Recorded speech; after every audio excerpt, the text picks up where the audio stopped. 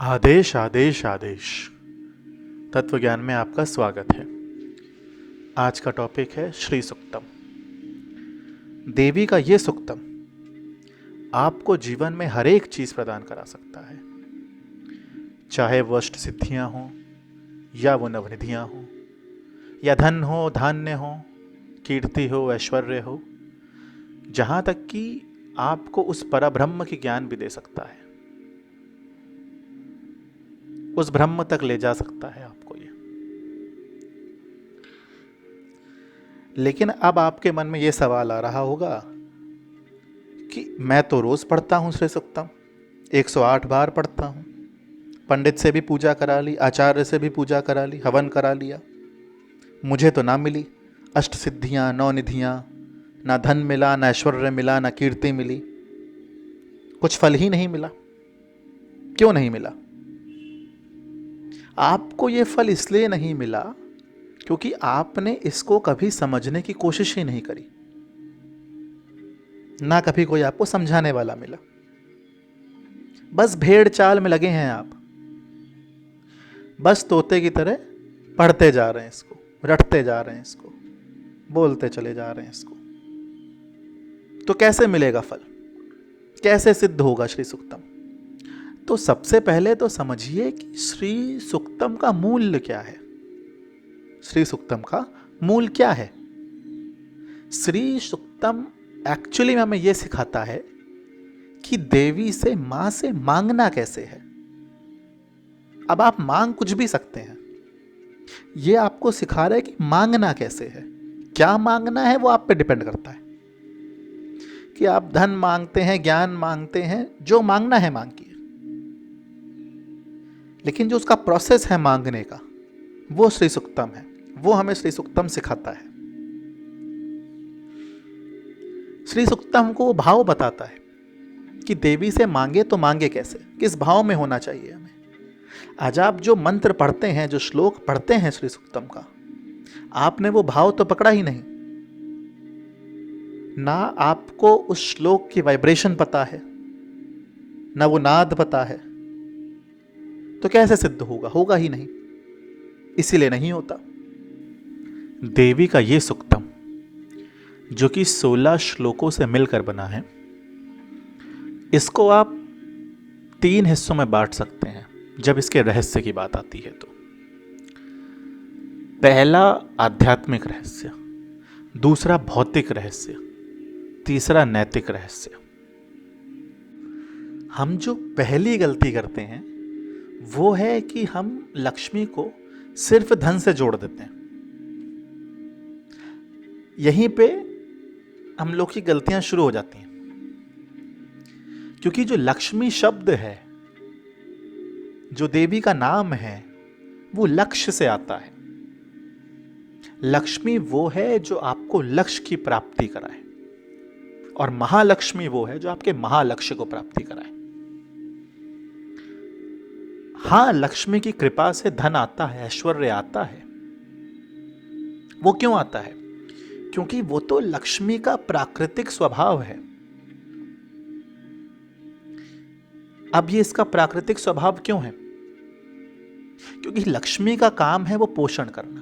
पोषण कैसे होगा? पोषण धन से होगा। पोषण करती हैं, इसलिए वो विष्णु की अर्धांगिनी है। क्योंकि विष्णु का काम क्या है?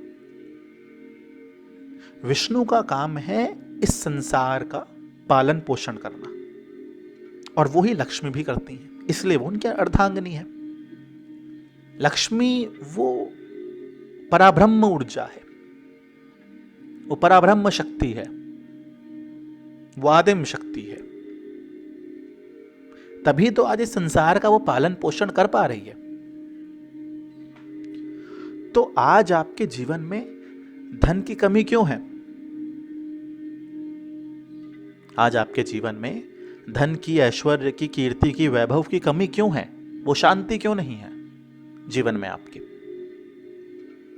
क्योंकि लक्ष्मी आपके साथ नहीं है। अब लक्ष्मी क्यों आपके साथ नहीं है? मैंने क्या बताया अभी? लक्ष्मी का प्राकृतिक स्वभाव क्या है? पालन और पोषण करना। तो आपके जीवन में किस मार्ग से धन आ रहा है? और किस मार्ग से धन जा रहा है, मतलब खर्च हो रहा है, वो डिपेंड करता है कि आपके जीवन में धन की वृत्ति कितनी होगी, धन कितना आएगा आपके जीवन में। ये दो चीजें डिपेंड करती हैं। तो अब आपके जीवन में धन ज्यादा कैसे आए, आप उसके लिए आपको विष्णु जैसा बनना होगा, विष्णु की तरह पालन पोषण करना होगा इस संसार का। मैं ये नहीं कह रहा कि आप मंदिर, आज आपके चारों तरफ इतनी दिक्कतें दिखेंगी आपको, आप इस संसार का पालन पोषण करिए, इस प्रकृति का पालन पोषण करिए। पेड़ हैं, पौधे हैं, जानवर हैं, इंसान हैं,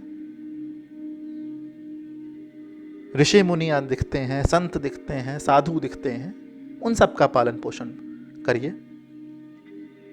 तो मैं लिख के देता हूं, धन आएगा आपके जीवन में, क्योंकि अब आप विष्णु की तरह पालन पोषण करना शुरू कर दिए। विष्णु की अर्धांगिनी है लक्ष्मी, कैसे नहीं आएंगी आपके साथ और रहेंगी आपके साथ। दूसरा काम जो आपको करना है, धन और ऐश्वर्य की कभी बुराई नहीं करनी, इसे कभी गलत नहीं समझना। आज आपके चारों तरफ अमीर आदमी आपको बहुत दिख जाएंगे, लेकिन उसको देखकर कभी आपके मन के अंदर जलसी की भावना, जलन होनी ही नहीं चाहिए। उसके प्रति कभी गलत भावना होनी ही नहीं चाहिए। आजकल के तो बाबा लोग यही कहते हैं कि धन बुरा है, ऐश्वर्य बुरा है, ये माया है, इसमें फंस जाओगे। अगर धन ऐश्वर्य इतना ही बुरा होता, वैभव इतना ही बुरा होता, तो हमारे वेदों में आज आपको हजारों श्री सुक्तम जैसे श्लोक मिल जाएंगे, साधनाएं मिल जाएंगी, मंत्र मिल जाएंगे धन की प्राप्ति के लिए, वैभव की प्राप्ति के लिए। तो क्यों है, अगर ये इतना ही गलत है, इतना ही विषैला है? आज आप बिना धन के जीवन में कुछ नहीं कर सकते। बिना वैभव के जीवन में क्या करेंगे आप? कुछ नहीं कर सकते। कैसी साधना, कैसा आध्यात्म, जब खाने को नहीं है, सर पे छत नहीं है, तो कैसे करेंगे आप साधना? कैसे उस आध्यात्म की राह पर चल सकेंगे, उस मार्ग पर चल सकेंगे? तो याद रखिएगा, धन के प्रति आपका जैसा स्वभाव होगा, धन का भी आपके प्रति वैसा स्वभाव होगा। जो इंसान, जो व्यक्ति धन को गलत समझता है, वो कभी अमीर हो ही नहीं सकता। धन की जो निंदा करे, धन उसकी निंदा करता है, लक्ष्मी उसकी निंदा करती है, लक्ष्मी चली जाएगी आपके जीवन से फिर। तो श्री सुक्तम में आगे बढ़ने से पहले हमें यह समझना होगा कि श्री का प्रागट्य कैसे हुआ, लक्ष्मी का प्रागट्य कैसे हुआ। तो जब देवताओं के जीवन से लक्ष्मी चली गई, वो वैभव चला गया, वो तेज चला गया, वो ऐश्वर्य चला गया, वो धन चला गया। सेम हुआ असुरों के साथ भी। तो ये लोग भगवान शिव, भगवान विष्णु और ब्रह्मदेव के पास पहुंचे। इन्होंने इसका उपाय पूछा कि इसका उपाय क्या है। तो उन्होंने समुद्र मंथन के रूप में इसका उपाय बताया। अब समुद्र मंथन को समझने के दो तरीके हैं। पहला तो है कहानी के रूप में, उसको देख लीजिए, समझ लीजिए, लेकिन उससे होना क्या है? कुछ नहीं। अगर मैं आपको समुद्र मंथन का चलचित्र दिखा दूं, और आप देखते भी हैं, मूवी में, वीडियो में, सीरियल में देखते ही हैं, लेकिन आपके जीवन में उसके बाद कोई परिवर्तन आया? नहीं आया। तो ये क्या हुआ? ये सिर्फ समय की बर्बादी हुई और कुछ नहीं। दूसरा तरीका है कि आप इसके तत्व को समझिए, इसके आध्यात्म को समझिए। तो आप ऐसे समझिए कि जो मन है वही आपका मेरू पर्वत है और वासुकी आपकी कुंडलिनी, और उसके ऊपर ब्रह्मदेव विराजमान है। ब्रह्मदेव हमें ब्रह्म ज्ञान बताते हैं। ब्रह्मदेव क्या दर्शाते हैं? वो है ब्रह्म ज्ञान। और नीचे हैं कच्छप रूप में विष्णु भगवान। वो हमें क्या बता रहे हैं कि अपने इंद्रियों को इकट्ठा करो और एक दिशा में चलाओ। वो स्टेबिलिटी बता रहे हैं। जीवन में वो स्थिरता होनी चाहिए आपके। तो स्थिरता का प्रतीक है कछुआ। तो कच्छप रूप में विष्णु भगवान विराजमान है नीचे, और एक तरफ दानव, दूसरी तरफ देवता। तो आपके जीवन में भी कभी देव गुण बढ़ते हैं तो कभी असुर के गुण बढ़ते हैं। ये सबके जीवन में होता है। इसी को स्टेबल करने की जरूरत है, इसी को स्थिर करने की जरूरत है। इसलिए मैं हमेशा उस स्थित प्रज्ञ अवस्था की बात करता हूं, स्थित प्रज्ञ चेतना की बात करता हूं। वो क्या है? वो यही है, जीवन में स्थिरता। कोई गुण आपके ऊपर हावी ना हो जाए। तो जब साधक साधना के मार्ग पर आगे बढ़ता है, जब वो साधना करना शुरू करता है, तो उसके मन का भी मंथन चालू होता है। उसके अंदर उसके मन का मंथन चालू हो जाता है उसकी कुंडलिनी द्वारा। तो जो सबसे पहले निकलता है वो कार्मिक पार्टिकल्स के रूप में हलाहल निकलता है। आज आपके जीवन में बहुत विष होंगे, निकलते रहते हैं। वो हलाहल आपके जीवन में आता ही रहता है। वो किसी भी रूप में आ सकता है। वो अशांति के रूप में आ सकता है, वो दरिद्रता के रूप में आ सकता है, वो धनहीनता के रूप में आ सकता है। आज आपके जीवन में धन ना होना भी एक विष है, शांति ना होना भी एक विष है, ऐश्वर्य की कमी होना एक विष है आपके जीवन में, दरिद्रता का होना विष है आपके जीवन में। तो शिव ने ही क्यों पिया हलाहल? और किसी ने क्यों नहीं पिया हलाहल? कहते हैं कि और कोई पी नहीं सका। अब क्यों नहीं पी सका? क्योंकि शिव हमें क्या बताते हैं। मैंने अपने पिछले ही वीडियो में शिव तत्व पे थोड़ा सा बोला था। उस पे मैंने क्या बोला था कि शिव तत्व का मूल क्या है? वो है न्यूट्रल रहना, स्थिर रहना। अच्छा बुरा सब त्याग दीजिए आप, जो जैसा है वो वैसा है। तो आपको वैसे ही उसे धारण करना है। जीवन में जितने भी दुख आए आपके, उसको धारण कर लीजिए कंठ में अपने। अब कंठ क्या बताता है हमें? भगवान शिव ने उसे कंठ में ही क्यों धारण करके रखा? हलाहल को, उस विष को। क्योंकि अगर वो नीचे जाता, नीचे आपका मूलाधार चक्र है, जहां पे शक्ति विराजमान है। यहां से आपको शक्ति उठानी है, अपने सहस्त्रार तक लेके जानी है, वो कुंडलिनी रूप में। तो अगर विष आपके इसमें चला गया तो आपका जीवन बर्बाद हो जाएगा। ऊपर तो सहस्त्रार है ही है, उसमें थोड़े ना लेके जाएंगे आप, वो परम ज्ञान है वहां। तो आप उसे कंठ में विराजमान करके दिखाया गया है।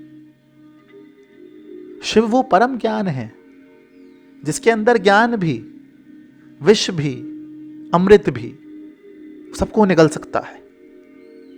आपको वैसा अपने जीवन में बनना है। तो वो हमें ये बताता है। पाप भी 3 प्रकार के होते हैं। जब साधक साधना करता है तो जो विष निकलता है, जो पाप निकलता है, वो 3 टाइप का होता है। हर एक आदमी के जीवन में आप 3 ही प्रकार के पाप कर सकते हैं। जिसे बोला गया है त्रिविधितः पाप। अब ये कौन से पाप हैं? पहला, आदि भौतिक। दूसरा, आदि विवेक। तीसरा, आध्यात्मिक। इन तीन के अलावा आप जीवन में कोई पाप कर ही नहीं सकते। यही तीन प्रकार के पाप आप करते हैं, और यही तीन पाप बताते हैं कि आप के अंदर वो असुर शक्ति बढ़ रही है कि दैविक शक्ति बढ़ रही है। तो जब साधक साधना मार्ग पे आगे बढ़ता है, साधना करता है, तो सबसे पहले कर्म के रूप में जो पाप निकलता है वो हलाल होता है, वो विष होता है। उसके बाद धीरे धीरे करके 15 और रत्न निकलते हैं। वही समुद्र मंथन हमें बता रहा है। वो चाहे अमृत हो, वो चाहे विष हो, वो चाहे श्री हो, वो चाहे लक्ष्मी हो, वो चाहे धनवंतरी हो, वो चाहे कल्पवृक्ष हो, चाहे अनेकों रत्न हो, इसी मंथन से महालक्ष्मी भी प्रकट होती है, वो श्री भी प्रकट होती है। और जब एक साधक साधना करते हुए, अपने मन का मंथन करते हुए, भीतरी समुद्र मंथन करते हुए लक्ष्मी का प्रागट्य कराता है, वो श्री का प्रागट्य कराता है, तो वो लक्ष्मी, वो विष्णु आपके अंदर जो है, वो आत्मा जो आपके अंदर है, इधर विष्णु को आपकी आत्मा बोला गया है, तो विष्णु रूपी आत्मा जो आपके अंदर विराजमान है, उसका वर्ण कर लेती है। और हम उसे महासुरता भी बोलते हैं, इसको महासुरता भी बोला गया है। हनुमान चालीसा में भी आता है, सूक्ष्म रूप धरि सिंहई दिखावा, बिकट रूप धरि लंक जरावा। कि लक्ष्मी की प्राप्ति, सीता की प्राप्ति, ध्यान की प्राप्ति, वो ज्ञान की प्राप्ति आपको सूक्ष्म रूप में ही होगी। वो तत्व में जाना होगा, सूक्ष्म के तत्व में। तो सब कुछ आपके अंदर ही है। पिंडेसु ब्रह्मांड, आपके अंदर ही भगवान शिव, भगवान विष्णु, ब्रह्मदेव, सब कुछ आपके अंदर है। वो शक्ति आपके अंदर है, वो देवी आपके अंदर है, वो देवता आपके अंदर है, तो वो असुर भी आपके अंदर है। तभी तो कबीर कहते हैं कि मुझ में ब्रह्मा, मुझ में विष्णु, मुझ में शिव, फिर मैं काहे मंदिर जाऊं, फिर काहे को मैं तीर्थ जाऊं। लक्ष्मी को चंचल भी बोला गया है, लेकिन लक्ष्मी चंचल नहीं है, इंसान चंचल होता है। लक्ष्मी देवी है, वो तो वो कहां से चंचल होंगी, इंसान चंचल होता है। आज आप मंदिर जाते हैं, लक्ष्मी के मंदिर जाएंगे, जाके बोलेंगे, हे देवी, हे मां, मेरे जीवन में धन की वर्षा कर दे। देवी ने आपके जीवन में धन की वर्षा कर दी। आपको मान के चलिए 10 लाख रुपए मिल गए।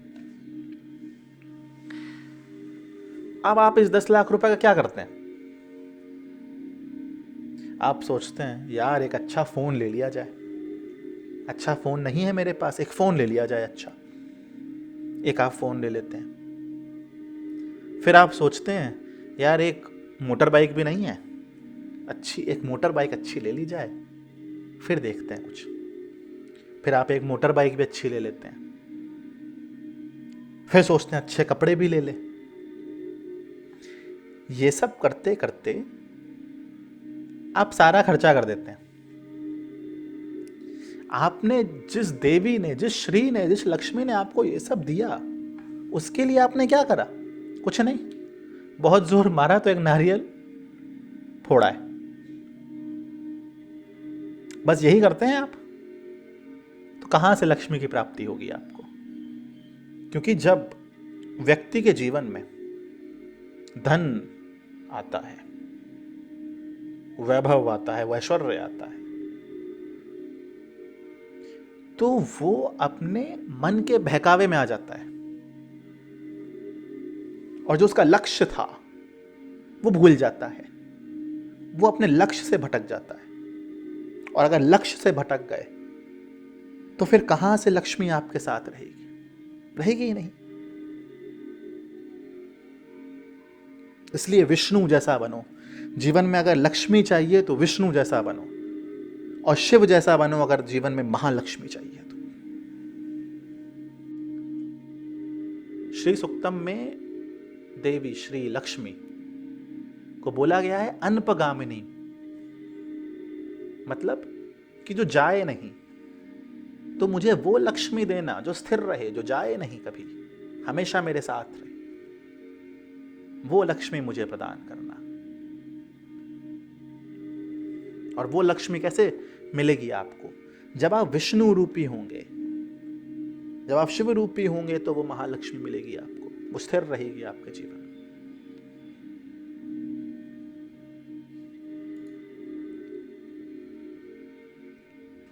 अरे लक्ष्मी तो वो लक्ष्य की प्राप्ति कराती है आपको, और महालक्ष्मी वो महालक्ष्य की प्राप्ति कराती है। योगी के योग में है महालक्ष्मी, मुनि के मौन में है महालक्ष्मी, सिद्ध की सिद्धि में है महालक्ष्मी, और अघोर के घोर में है महालक्ष्मी। इसको नर या नारी ना समझिएगा, ये शक्ति है, तो इसको नर नारी में मत डालिएगा। ये शक्ति है, ये वो आदिम शक्ति है, ये परब्रह्म शक्ति है, ये ब्रह्म स्वरूपा है, ये परब्रह्म स्वरूपणी है। ये पूरी सृष्टि का पालन कर रही है, पोषण कर रही है। इसको कहां आप नर नारी के रूप में डाल देते हैं? ये शक्ति है जो आपको लक्ष्य महालक्ष्य की प्राप्ति कराए, जिसकी कृपा से आपको वैभव मिले, ऐश्वर्य मिले, धन मिले, सारे सुख मिले, कल्याण हो आपका जीवन में। आज जब आप 10 महाविद्याओं की साधना करते हैं तो आपको पता ही होगा कि 10 महाविद्याओं में 2 कुल हैं, श्री कुल और काली कुल। काफी लोग समझते हैं कि श्री कुल की साधना से ही, श्री कुल की जो देवियां हैं उनकी साधना से ही मुझे लक्ष्मी मिलेगी, मुझे धन मिलेगा, वो ऐश्वर्य मिलेगा। तो क्या काली कुल की साधना करने से नहीं मिलेगा? क्या महाकाली की साधना से आपको धन नहीं मिलेगा? क्या मां तारा की साधना से आपको धन नहीं मिलेगा? जरूर मिलेगा। आपका संकल्प क्या है? श्री सूक्तम हमें सिखाता है कि जीवन की कोई भी साधना, कोई भी श्लोक, कोई भी मंत्र के पीछे आपका एक संकल्प होना चाहिए। जीवन में जो चीज करे आप अपने, उसके पीछे एक संकल्प होना चाहिए, तभी वो साधना, वो मार्ग आपके लिए सफल होता है। तो आपका संकल्प कैसा है, उस पर डिपेंड करता है कि आपको क्या मिलेगा, क्या फल मिलेगा। इसलिए महाकाली भी आपको धन दे सकती है, क्योंकि आखिर में ऊर्जा तो वो एक ही है, वो आदिम ऊर्जा तो एक ही है, उसके रूप बदले हैं, लेकिन ऊर्जा तो वो एक है। और उसका प्राकृतिक स्वभाव है आपको राजा बना देना। क्योंकि कोई मां अपने बेटे को, अपने पुत्र को, अपने पुत्री के लिए ये नहीं चाहती कि वो एक भिक्षुक का जीवन गुजारे। वो यही चाहती हैं कि मेरा बेटा, मेरी बेटी राजा या रानी की तरह रहे, महारानी की तरह रहे, महाराजा की तरह रहे। देवी तो करुणामयी है, ममतामयी है। उनसे ज्यादा ममता, उनसे ज्यादा करुणा किसी में नहीं। वो किसी को भूखा नहीं सोने देती, इतना भरोसा है मुझे। भूखा उठाएगी लेकिन कभी भूखा सोने नहीं देगी। पालन पोषण की जिम्मेदारी ले रखी है उन्होंने। वो शक्ति स्वरूप है, वो परब्रह्म स्वरूपणी है, वो करुणामयी है, ममतामयी है। लेकिन तुम तो विष्णु जैसे बनो, शिव जैसे बनो, अगर लक्ष्मी महालक्ष्मी जीवन में चाहिए तो। बैठा है घर भीतरे रहता है सचेत, वो तो बैठी हैं तुम्हारे अंदर ही, तुम खोज रहे हो मंदिरों में। अपने अंदर झांको और देखो, महालक्ष्मी विराजमान है, महाशिव विराजमान है, महाकाल विराजमान है, पराविष्णु विराजमान है। लेकिन ये समझने के लिए, ये जानने के लिए, वो चेतना को समझने के लिए, वो चेतना की वाइब्रेशन को पकड़ने के लिए, उस नाद को सुनने के लिए आपको अपने जीवन में विवेक चाहिए। लक्ष्मी चाहिए तो विवेक होना चाहिए। अब ये विवेक कैसे आएगा? सवाल तो ये उठता है कि ये विवेक जीवन में कैसे आएगा, इसका प्रागट्य कैसे होगा। हमारे शास्त्र हमें यह भी बताते हैं, क्या बताते हैं? कि बिनु सत्संग विवेक न होई, बिनु राम कृपा सुलभ न होई। बिना सत्संग के विवेक नहीं आता जीवन में, बिना सत्संग के विवेक नहीं आता जीवन में। तो गुरु कृपा होनी चाहिए, संतों के साथ रहो, संतों का संग होना चाहिए, विवेक तब आएगा। गुरु आपके अंदर का वो द्वार खोल देता है जिससे आप देख लेते हो कि हाँ, मेरे ही अंदर है, मेरे अंदर ही महाकाल बैठे हैं, मेरे अंदर ही महालक्ष्मी विराजमान है। आप इस उदाहरण से समझिए, जैसे लकड़ी में तो अग्नि है ही है, एक लकड़ी में अग्नि तो है, बस चिंगारी की जरूरत है उसको। अब लकड़ी रखी है, वो नहीं जल रही, लेकिन उसको हवन कुंड में डाल दो तो वो लकड़ी अग्नि पकड़ लेती है। आपके घर में जितना भी लकड़ी का फर्नीचर है, क्या उसमें अग्नि नहीं है? है, बस उसको चिंगारी नहीं मिली वो। तो गुरु क्या करता है? गुरु आपके अंदर वो चिंगारी उत्पन्न कर देता है, और उस चिंगारी से जो अग्नि प्रकट होती है, उसके प्रकाश से आप अपने ही अंदर महाकाल को देख सकते हैं, महालक्ष्मी को देख सकते हैं, विष्णु को देख सकते हैं, शक्ति को देख सकते हैं, कृष्ण को देख सकते हैं, देवताओं को देख सकते हैं। तो बिनु सत्संग विवेक न होई, बिनु राम कृपा सुलभ न होई। देवी तो नित्य शुद्ध रूपा है, महाचैतन्य है, वो हिरण्य वर्णाम है। तो आज उसका एक अंश आपके भीतर भी तो होगा, आज उसका एक अंश आपके भीतर भी तो होगा। वही अंश को पकड़ता है, वही अंश को पकड़ना है, और उस चिंगारी से जो अग्नि से जो प्रकाश होता है, वही अंश आप देख लेते हैं। आपको उस पराज्ञान की अनुभूति होती है, फिर वो पराज्ञान मिल जाता है आपको। फिर आप नहीं जाएंगे मंदिर, नहीं जाएंगे तीर्थ, आप बैठे रहेंगे, अरे सब कुछ मेरे अंदर है।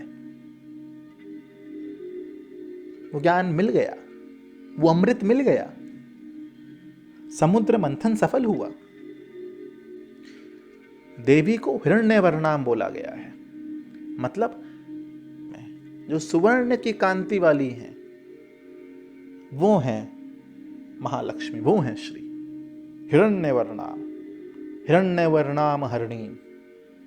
अब हरिणीम मतलब क्या होता है? हरि मतलब जो विष्णु के प्रिय है। तो ये तो महाविष्णु की अर्धांगिनी है, उनके तो प्रिय होंगी ही होंगी। हरिणीम का मतलब होता है चंचल, हिरण के समान चंचल। लक्ष्मी है, रुकती नहीं, इसलिए हम लोग बोलते हैं अनपगामिनी। श्री सुक्तम में आगे बोलते हैं हम लोग अनपगामिनी, कि स्थिर रहना। जो लक्ष्मी आए मेरे पास वो स्थिर रहे, लक्ष्मी आप स्थिर रहना। हरिणीम का एक और मतलब होता है, हरिणीम मतलब होता है जो कभी बूढ़ा ना हो, कभी जर्जर ना हो, हमेशा रहे।